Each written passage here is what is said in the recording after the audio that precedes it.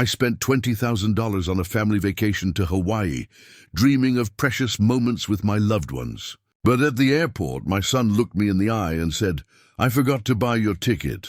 Just go home." They had planned to abandon me from the very beginning. 3 weeks later, when they returned, their eyes widened in shock at the man in a suit standing beside me, because this man was about to destroy their world. Before we continue, please subscribe to the channel and let us know in the comments what time it is where you are right now. Dad, I have some bad news. Simon's voice sliced through the terminal chaos like a blade. I stopped mid-stride, my rolling suitcase bumping against my leg. The Hawaiian Airlines check-in counter stretched ahead, bustling with families dragging oversized luggage and flower leis. "What kind of bad news?" I asked, though something in his tone made my stomach clench. He wouldn't meet my eyes. Instead, he stared at the departure board, hands buried deep in his pockets. "I forgot to buy your ticket." The words hung in the air like smoke. Around us, travelers rushed past, clutching boarding passes, their excited chatter about beaches and luau's suddenly feeling like mockery. "You forgot?" My voice came out smaller than intended. "Simon, we've been planning this vacation for 3 months. I know. He finally looked at me, but only briefly. There was just so much to coordinate, and with work being crazy, I gave you $20,000. The number felt heavy on my tongue. "For all of us. The whole family." "Right, and we're grateful, Dad." "Really?" Simon glanced at his watch, then toward the departure gates. "But the thing is, the flight's almost ready for boarding, and—" I was already moving toward the check-in counter, dragging my suitcase behind me. The wheels caught on something, jerking my shoulder, but I pressed forward. This was fixable. It had to be. "Excuse me," I called to the woman behind the counter. Her uniform was crisp blue, her smile professional. "I need to check what flights you have available to Honolulu today," she typed on her computer. "Certainly, sir." "What's the name on the reservation?" "Lee Willis, but apparently there might be an issue with my booking." More typing. A pause. Her smile faltered slightly. "I'm not seeing any reservation under that name, sir." "Are you sure it was booked with Hawaiian Airlines?" My chest tightened. "It has to be there. My family—" I turned to look for Simon, but he'd moved several feet away, now pacing near the security checkpoint entrance. "Let me try a broader search," the agent offered. "What dates were you looking to travel?" "Today, right now. My son and his family should already have their tickets." She nodded, fingers flying over the keyboard. "I do see a reservation for Simon Willis. Party of 4, departing at 4:15, but there's no Lee Willis on that booking." The terminal seemed to tilt slightly. "That's impossible." "Check again." "I've checked twice, sir." "Would you like me to see what's available on standby?" Hope flickered. "Yes, anything. I'm sorry, but we're completely booked today. There's a convention in Honolulu. What about tomorrow?" "First class. I'll pay whatever it costs." Simon appeared at my elbow, his hand closing around my arm. "Dad, we need to talk." I shook him off. "Not now. We're figuring this out." "No, we're not." His grip tightened, pulling me away from the counter. "This isn't going to work." The airline agent watched us with growing concern. Other passengers began to stare. A small child pointed at my suitcase, which had tipped over when Simon grabbed me. "What do you mean it's not going to work?" I steadied my luggage, my hands shaking slightly. "There has to be another airline, another flight." "Dad, listen to me." Simon's voice carried a sharp edge I'd never heard before. "The vacation is happening today, right now. My family is already through security, so we find another way to get me there." "No." The word was flat, final. "We don't." The departure board flickered, updating flight times. Gate assignments shifted. The 4:15 Hawaiian flight now showed "final boarding call" in pulsing red letters. "Simon, you're scaring me." "What's going on?" He checked his watch again, more aggressively this time. "What's going on is that you need to go home, Dad. We'll manage the vacation somehow." "Manage?" My voice cracked. "I paid for everything. The hotel, the car rental, the activities for the kids, and we appreciate that. But right now, standing here arguing isn't helping anyone." The terminal's air conditioning hummed overhead, but I felt hot, dizzy. Nothing made sense. 3 months of planning, $20,000. Family dinners where we discussed snorkeling and sunset dinners, and now Simon was acting like I was some kind of inconvenience. "Just go home," he repeated, already backing toward the security checkpoint. "We'll call you from the hotel." That's when I saw it in his eyes. Not panic about a forgotten ticket, not guilt about a mistake, relief. Simon turned and walked toward the gate, leaving me standing beside my suitcase in the middle of the terminal, watching my son disappear into the crowd like he'd been planning this moment all along. The Hawaiian Airlines counter suddenly felt like my only anchor in a spinning world. I approached the same agent who recognized me immediately. "Sir, were you able to work things out with your family?" "Actually, I need you to check something for me." My voice sounded steadier than I felt. "That reservation under Simon Willis, when was it made?" She hesitated, glancing toward the security checkpoint where Simon had vanished. "I'm not supposed to share booking details, but—" Her fingers moved across the keyboard. "It shows here that it was booked 6 weeks ago. Party of 4, 2 adults, 2 children, 6 weeks ago. Not 3 months when we'd first discussed the vacation. Not last week when Simon claimed he was finalizing everything. 6 weeks ago when he'd already decided I wouldn't be included. Were any changes made to add additional passengers?" "No, sir. The reservation has remained unchanged since the initial booking." My legs felt weak. I gripped the counter edge, the metal cool under my palms. "What about other airlines? Anything to Honolulu today, tomorrow, this week?" She checked, her expression growing more sympathetic with each search. "I'm afraid it's convention season. United has a waiting list of 47 people. Alaska Airlines is booked solid through next Tuesday." Next Tuesday. The words tasted bitter. By then, the vacation would be half over. "There is one option," she offered quietly. "Southwest has a red-eye tonight with 2 stops. Gets you in Thursday afternoon, but it's quite expensive without advance booking." "How expensive?" $1,800. I reached for my wallet, but stopped. In the distance, I could see the gate for the Hawaiian flight. Simon would be there now, probably texting Fern, telling her everything was handled. The problem me had been dealt with. "Sir," the agent's voice seemed to come from far away. "He knew," I said, more to myself than to her. "All along, he knew." "I'm sorry?" I looked at her kind face, her genuine concern for a confused old man, and suddenly felt embarrassed.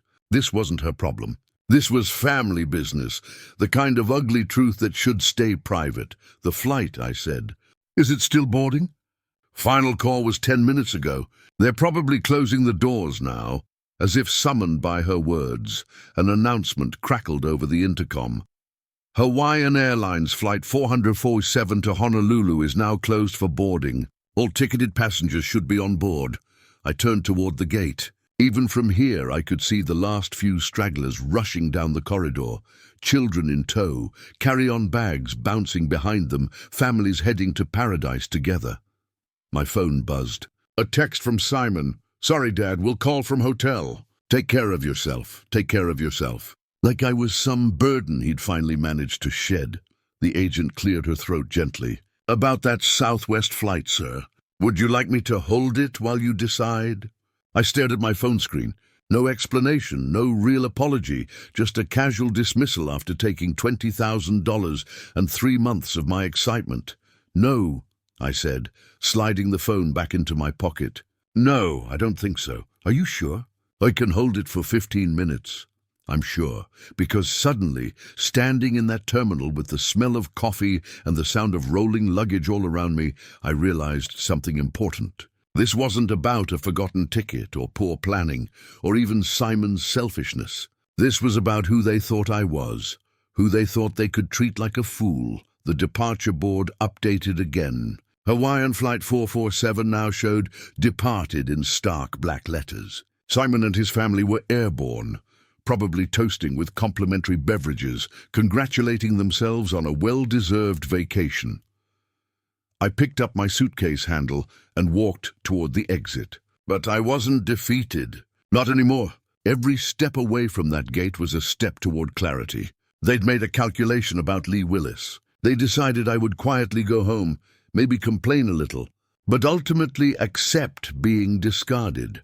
They were about to learn how wrong they were. The automatic doors slid open, and I stepped into the afternoon air, already planning my next move. Behind me, the terminal buzzed with travelers heading to their destinations. I was heading to mine too. It just wasn't the one they expected. The taxi line stretched longer than I'd expected, but I welcomed the wait. It gave me time to think, to let the pieces settle into place like sediment in disturbed water. "Where to?" the driver asked as I loaded my suitcase into the trunk. He was middle-aged, tired-looking, probably dealing with airport traffic all day. "Oakland, Montclair District." I settled into the back seat, still holding my phone, where Simon's pathetic text glowed on the screen. As we pulled away from SFO, I stared out at the familiar landscape of the Bay Area. The peninsula stretched out below us, dotted with houses where other families were probably sitting down to dinner together, sharing their days, making plans, not calculating how to exclude their own father. "Rough day?" the driver asked, glancing at me in the rearview mirror. Getting rougher by the minute. I wasn't usually one for talking to strangers, but something about the anonymity of the taxi made it easier. "Ever have your family turn on you?" He laughed, but not with humor. "Brother, I got ex-wives who've been planning my downfall for years. Family's the ones who know exactly where to stick the knife. The knife. That's exactly what it felt like. Sharp, precise, and aimed at something vital. As we drove through Daly City, I started replaying conversations from the past few months. March, when I'd first mentioned wanting to do something special for the grandkids. Simon's immediate enthusiasm, "Dad, that's a great idea. Leave everything to me." April, when we'd sat around Fern's dining room table, looking at hotel brochures. Pearl practically bouncing in her chair. "Oh, Lee, this is so generous of you." Saul nodding along, quieter than usual, but seemingly supportive. But now, looking back, I could see the signs. The way Simon had insisted on handling all the bookings himself. Fern's suggestion that I might be more comfortable, staying in a different hotel just in case the kids get too noisy. Pearl's comment about how older folks sometimes prefer different activities. They'd been conditioning me to expect separation all along. "You know what the worst part is?" I said to the driver's reflection. "What's that?" They thought I'd just take it. "Roll over and play dead. You planning to prove them wrong?" I watched the Bay Bridge approach, its cables cutting geometric patterns against the afternoon sky. I'm 68 years old. I worked 43 years as an engineer. I raised a son who apparently thinks I'm some kind of fool. But I didn't survive this long by letting people walk over me. The driver chuckled. "Now you're talking sense." My phone buzzed again. Another text, this time from Fern. "So sorry about the mix-up, Dad Willis. We'll bring you back something nice from Hawaii." Mix-up. Like it was some clerical error instead of a deliberate betrayal. I thought about the $20,000 I'd transferred to Simon's account 6 weeks ago for the vacation. He'd said it was easier to book everything from one source. How easily I'd trusted him. How completely I'd been played. But as we exited onto Highway 24, heading toward my empty house in the hills, something shifted inside me. The hurt was still there, sharp and fresh, but underneath it was something harder, something that had been building pressure like water behind a dam. They wanted to treat me like a doddering old man who could be discarded when convenient. They wanted to take my money and exclude me from my own. Grandchildren's vacation, fine, but they were about to discover that this particular old man still had a few moves left. The taxi pulled into my driveway. As the sun began to sink behind the Oakland hills, the house looked exactly as I'd left it 3 hours ago, neat, quiet, ready for a week's absence. But I wasn't the same man who'd locked that front door with excitement and anticipation. That man was gone forever. "That'll be $47.50, the driver said. I handed him $60. "Keep the change. And thanks for the conversation. Whatever you're planning," he said with a grin. "I hope they deserve it." As I watched his taillights disappear down the street, I pulled out my phone and scrolled to a number I hadn't called in months. Bruce Harland, my lawyer. If Simon wanted to play games with $20,000, we could play games. But first, I had some research to do. The key turned in my front door with the same familiar click as always. But everything felt different now. I dragged my suitcase across the threshold, its wheels catching on the doormat I'd bought with Martha 20 years ago, home, where I'd planned to be packing for Hawaii tonight, instead of unpacking from nowhere.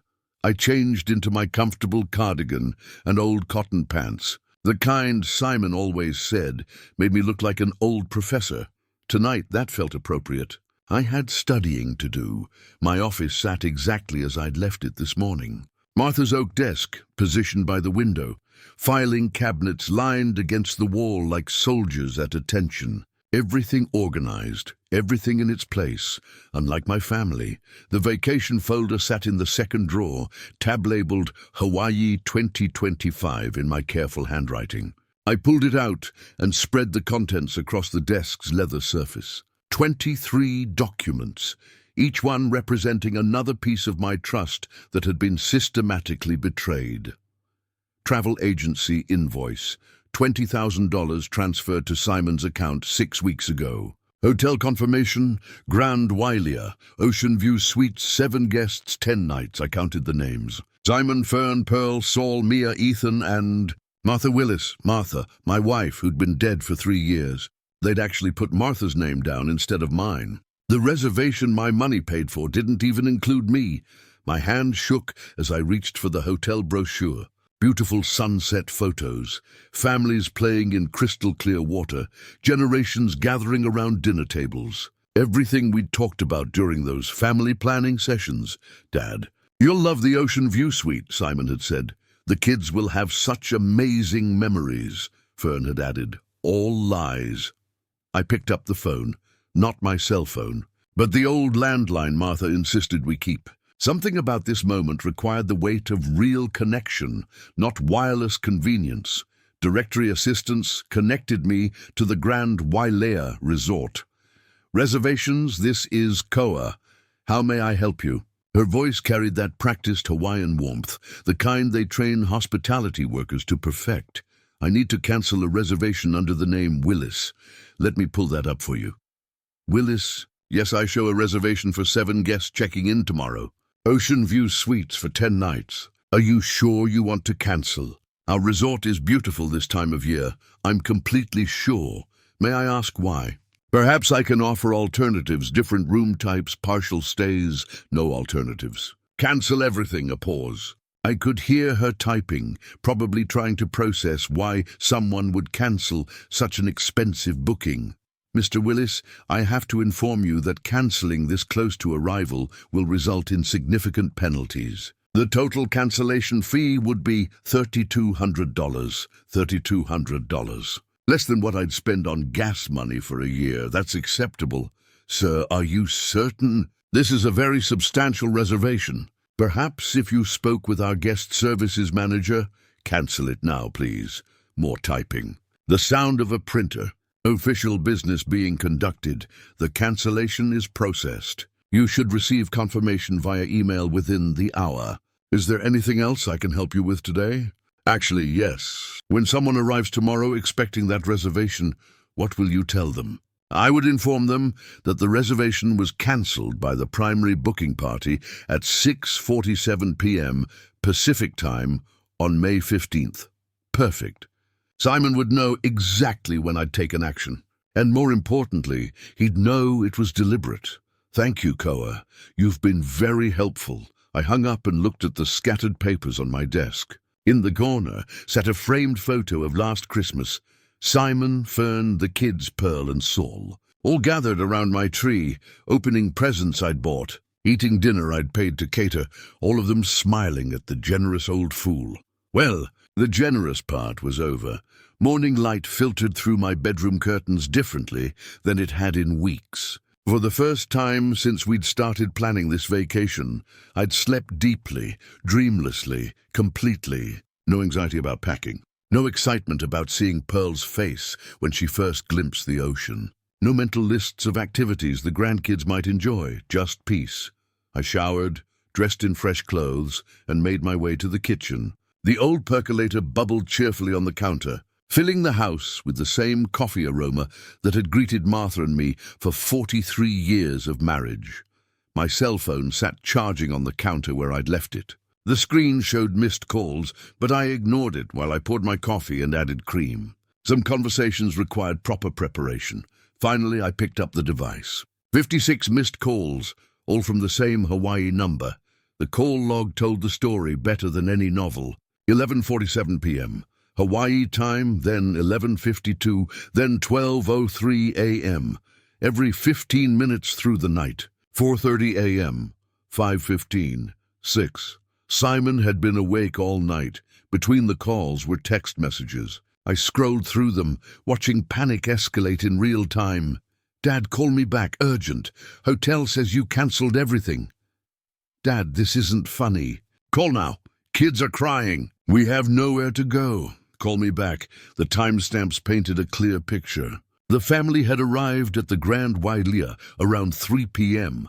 Hawaii time yesterday, 6 p.m. California time. Just as I was hanging up with Koa, they'd walked up to that beautiful resort desk. Excited and tired from traveling, probably already planning their first sunset dinner, and discovered they had no rooms. I carried my coffee to the living room and settled into my favorite armchair by the window. Outside, my neighbor was walking his golden retriever, the same route they took every morning for 12 years. Normal Tuesday routine for everyone else. My phone buzzed with another incoming call. Hawaii number. I let it ring. The voicemail notification appeared moments later. I played it. Dad, I don't know what you think you're accomplishing, but you need to fix this right now. We spent the night in the hotel lobby. Pearl hasn't stopped crying. The kids don't understand what's happening. This is cruel and unnecessary and completely unlike you. Call me back and fix this mess. Cruel and unnecessary. Interesting choice of words from someone who'd left his father stranded at an airport. The coffee tasted perfect. Brazilian blend. Ground fresh yesterday morning, when I'd still believed in family vacations and children's laughter and 3 generations making memories together. I set the cup on the side table and picked up my phone. Scrolling to Simon's Hawaii number, my finger hovered over the green call button. 6 weeks of planning. $20,000 transferred without question. 3 months of excited conversations about snorkeling in Lahaina and teaching Mia to body surf. All of it orchestrated to exclude me. Simon wanted to talk now. After 56 unanswered calls and messages that managed to blame everyone except himself. Perfect. I had things to say too. I pressed the call button. Simon answered before the first ring finished. Dad, finally. What the hell is going on? The hotel says you canceled our entire reservation. His voice came through so loud, I had to hold the phone away from my ear. In the background, I could hear other voices. Fern saying something about complete disaster, one of the kids crying. Well, hello, Simon. How's your vacation going? Don't play games with me. We have nowhere to stay. Do you understand what you've done? I reached for my notepad, the one Martha used to keep by the phone for taking messages. Some conversations needed documentation. Actually, I understand perfectly. Tell me, when you planned to leave me at the airport yesterday, where exactly did you expect me to spend my vacation? A pause, the background voices quieted. Dad, that was completely different. This is about innocent kids. Were there innocent kids involved when you deliberately excluded me after taking my $20,000? That's not the same thing. I wrote down the time, 8:03 a.m. California, 5:03 a.m. Hawaii. Simon's voice carried the exhaustion of someone who'd been awake all night in crisis mode. Help me understand the difference. Son, the difference is we're stuck in a foreign place with no money and kids who don't understand why their vacation got ruined. Interesting. Yesterday you told me to just go home when I was stuck in a foreign airport. What changed? Vern's voice grew louder in the background. Simon, tell him about the credit cards. Credit cards? I made a note. Dad, we can't afford another hotel. Everything's booked solid anyway because of some convention. We put the entire trip on credit, expecting to pay it off with, well, expecting different circumstances. You mean expecting to pay it off with my money while I sat home like discarded furniture? Stop being dramatic. This isn't about you anymore. It's about Pearl and the kids. It became about me the moment you took my money and excluded me from my own grandchildren's vacation." Simon's voice shifted, becoming harder. "Fine. You want to play hardball? When I get back to California, you're going to regret this. You think you can manipulate this family with money? I wrote that down word for word. You're going to regret this. Simon, are you threatening me?" "I'm promising you that actions have consequences, old man. Old man. I noted that too. You're absolutely right about consequences. For instance, the consequence of betraying someone's trust is that they stop trusting you. This is ridiculous. You're punishing children because you got your feelings hurt. I'm teaching adults that stealing $20,000 and abandoning family members has repercussions. We didn't steal anything. You gave us that money for a family vacation, which, by definition, includes family." Silence. Except for Pearl's voice in the distance, something about "never should have listened," and "this is a disaster." Simon tried a different approach. "Dad, look, maybe we handled things badly yesterday, but right now we need to focus on fixing the situation. Can you call the hotel and—" "No, what do you mean, no?" "I mean the word no, Simon. It's what you should have heard yesterday when you suggested I just go home and miss my own grandchildren's vacation. This is insane. You're acting like some kind of vindictive—" I hung up. The living room felt perfectly quiet after Simon's shouting. Outside, a hummingbird hovered near Martha's old feeder, its wings a green blur against the morning light. I looked at my notepad. Threats, insults, financial admissions, zero accountability. My phone immediately started ringing again. Hawaii number. I turned it off and finished my coffee, watching the hummingbird navigate between flowers with purpose and precision. Some lessons couldn't be taught with words. I stared at my notepad where Simon's threats glared back at me in black ink. "You're going to regret this, old man." The words looked even uglier written down than they'd sounded through the phone. Martha's reading chair sat empty by the window, afternoon light streaming across the floral cushions she'd chosen 30 years ago. I could almost see her there, hands folded in her lap, waiting for me to ask the right question. "What would you do, Martha?" But I already knew. Martha never let anyone push her around, not even when it cost her friendships or family comfort. She'd built a career in nursing by standing up to doctors who thought women belonged in the background. "Sometimes kindness gets mistaken for weakness," she used to say. "Don't let people confuse the two, Lee." I'd been kind to Simon his whole life, paid his college tuition when he struggled with grades, co-signed his first apartment lease when no one else would trust him, covered his mortgage payments during 3 separate job changes, funded family vacations, school supplies for the grandkids, medical bills when Fern needed surgery. Kindness, all of it, interpreted as weakness. My office felt different now, like sacred ground where important decisions get made. I opened the filing cabinet Martha had organized so perfectly, every folder labeled in her careful handwriting. Financial family support contained the evidence of 20 years of generosity. Bank statements showing monthly transfers to Simon's mortgage company, receipts for Mia's violin lessons and Ethan's soccer equipment, medical bills I'd quietly paid when Pearl needed her hip replacement, college fund contributions, birthday gifts, Christmas bonuses disguised as loans that were never repaid, $47,000 last year alone. I found Bruce Harlan's business card tucked behind Martha's emergency contact list. Harland and Associates, Estate Planning and Family Law. We'd worked together when Martha died, handling her affairs with the kind of professional precision that made difficult times manageable. Bruce understood the weight of family obligations. He'd also understand when those obligations became exploitation. My investment portfolio sat in the bottom drawer. Statements showing the careful accumulation of 43 years in engineering, real estate appreciation, retirement accounts, savings bonds, stock options from the tech companies I'd consulted for after official retirement. Simon had no idea how much he was about to lose. The afternoon sun slanted lower now, casting long shadows across my desk. Somewhere in Hawaii, My son was probably still trying to figure out alternative accommodations. Still convinced this was temporary frustration, he could manipulate away with the right combination of guilt and intimidation. He was about to learn the difference between temporary and permanent. I reached for the phone, Bruce's card steady in my other hand. The numbers felt significant as I dialed, like coordinates for a destination I'd been avoiding my whole life. Justice wasn't the same as revenge. Martha taught me that too.